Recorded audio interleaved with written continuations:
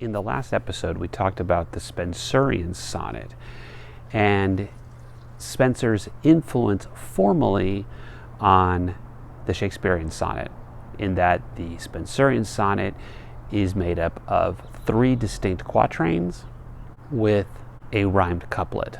And the rhymed couplet, we know, was a feature of the English sonnet, starting with Surrey and Wyatt. The Shakespearean sonnet's interesting because not only was it compiled in a book called the Sonnet, but they also circulated independently. This is the same thing we noted with Sidney and also with Spenser. The thing about the Shakespearean sonnet, or the book The Sonnet, is that we tend to read his sonnets completely open to our own needs. I am the I, and you are whoever I love, be it man or woman. It doesn't matter. The sonnets are open to that.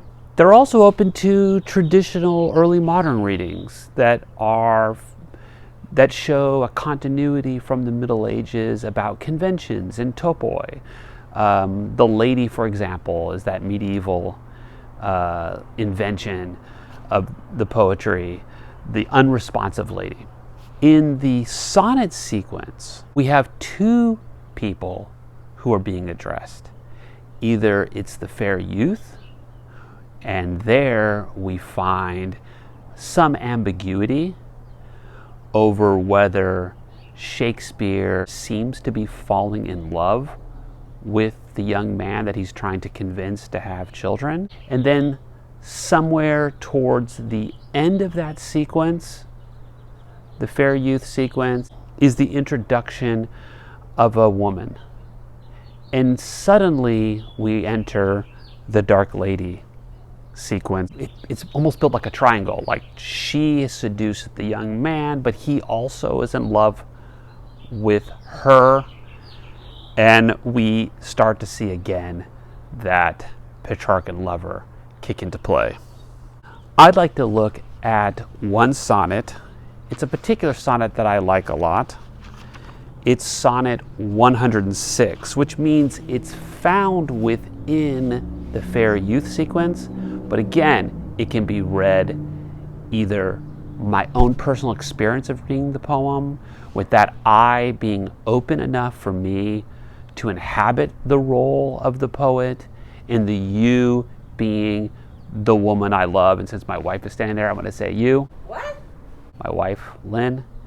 And then there's also the possibility of reading it within the literary conventions of early modern poetry.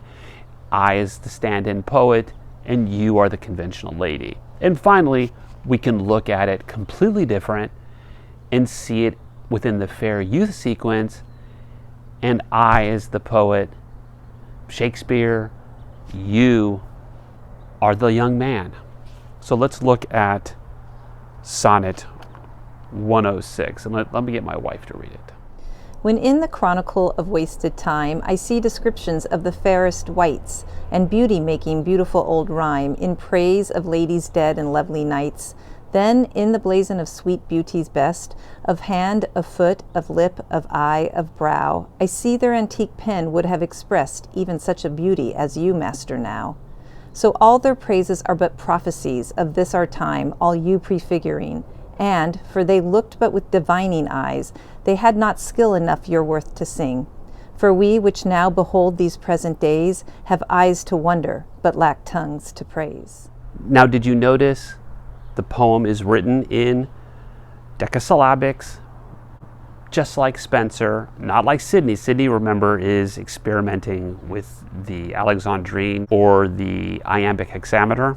Since rhyme schemes are important, did you hear the rhyme scheme? Let's look at the rhyme scheme.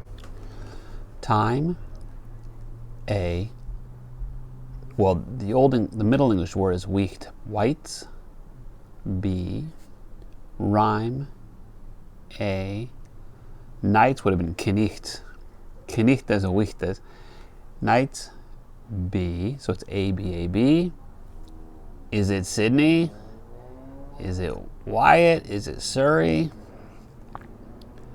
Best, C. Brow, D. Expressed, C. Now, D. So we see right now clearly we have a quatrain. Prophecies, E. Prefiguring, F. Eyes, E.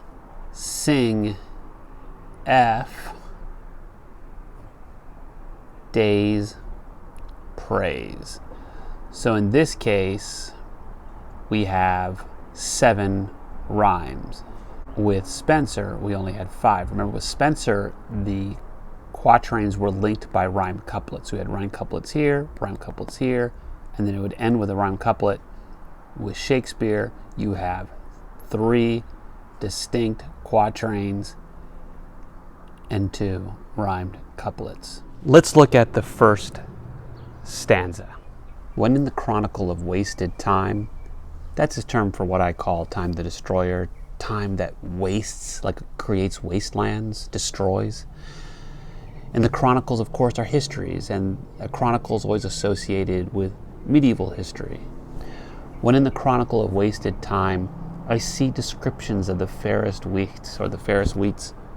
That's a Middle English word for people. And beauty making beautiful old rhyme in praise of ladies dead and lovely knights. And noted that beauty, beautiful, that's a ploky through polyptoton.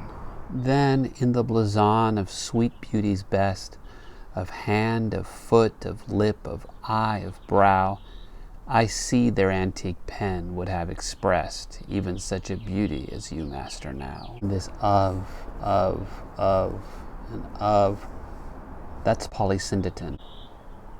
So in the old medieval books, he finds descriptions using figures like the blazon. You remember what the blazon is? The blazon is when you list the physical parts of a lady to describe her entire beauty. So your eyes are like blank, your nose are like blank, your lips are like blank. That's called a blazon.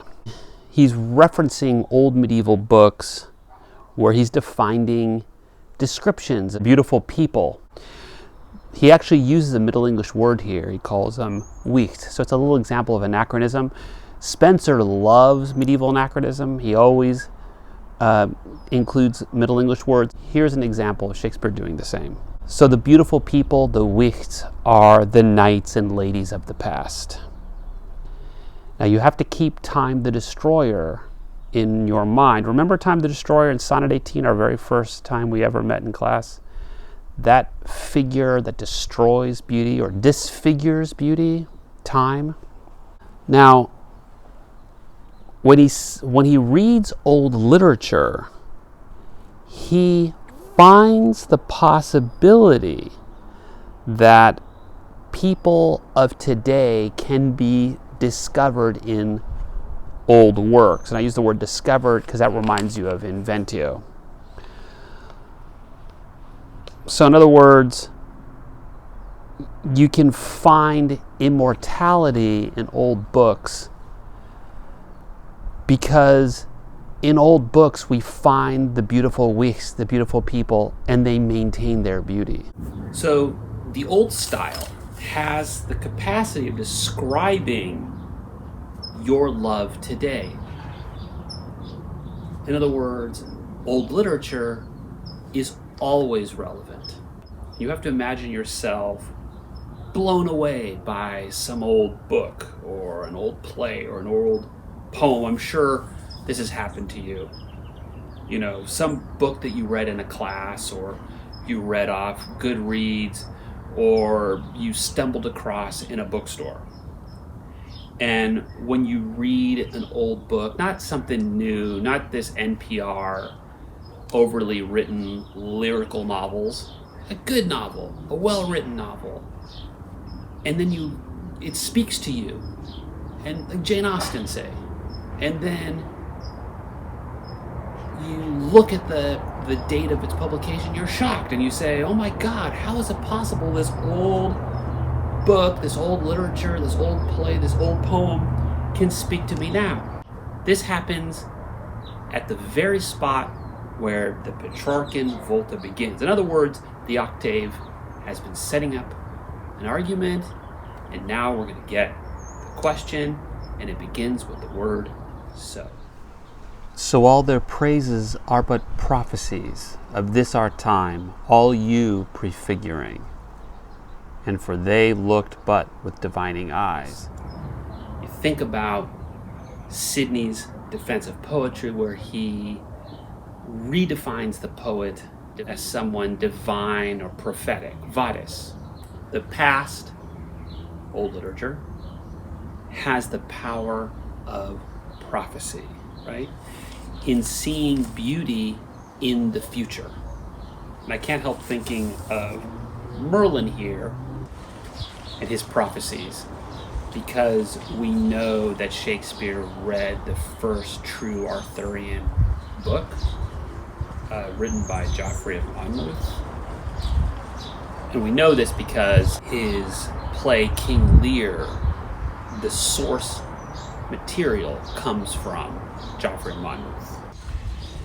Or when you think of prophecies, you think of biblical exegesis, right? In the way the Old Testament, this is Catholic, prefigures the New Testament. So Eve or Moses prefigure later figures like Mary as the new Eve, or Jesus as a sort of Moses. Or, again, thinking back on Sidney, we think of pagan plays, like where the Sibyl who can divine the future. So old literature happens in the present, but it speaks to the future. It can see the future. Then, after this first volta, we see the Petrarchan structure. We get a second turn. They had not skill enough your worth to sing, but you are more beautiful than even they could imagine or write. And then you get the New English volta, the rhymed couplet. For we, which now behold these present days, have eyes to wonder, but lack tongues to praise. Your beauty is beyond even their capabilities, even beyond their prophetic abilities, beyond the new notion in the Renaissance of poetry as divine and prophetic. When in the chronicle of wasted time, I see descriptions of the fairest wights, and beauty making beautiful old rhyme, in praise of ladies dead and lovely knights, then in the blazon of sweet beauty's best, of hand, of foot, of lip, of eye, of brow, I see their antique pen would have expressed even such a beauty as you master now. So all their praises are but prophecies of this our time, all you prefiguring. And, for they looked but with divining eyes, they had not skill enough your worth to sing. For we, which now behold these present days, have eyes to wonder, but lack tongues to praise. In our next episode, we will be discussing Shakespeare's Twelfth Night. Alright guys, don't forget to like and subscribe and ring that notification bell.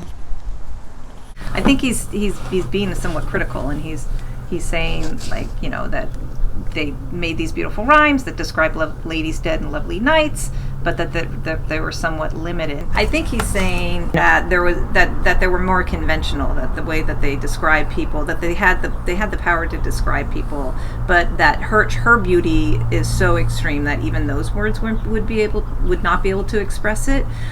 So then he says, well, then they were just prefiguring and waiting for her beauty to come. But now, as that beauty is in front of me, my tongue fails as well. Or maybe it's more like there wasn't a beauty as great as his beauty. Right. So the words back then weren't even. It's not even adequate. They're not. Not even that they're adequate. That they hadn't been able to describe. They hadn't seen such a beauty yet, so they didn't even have the words to describe it. I think he thinks he could probably do better, but then when he is in the presence of such beauty of the one he loves, even his words fail.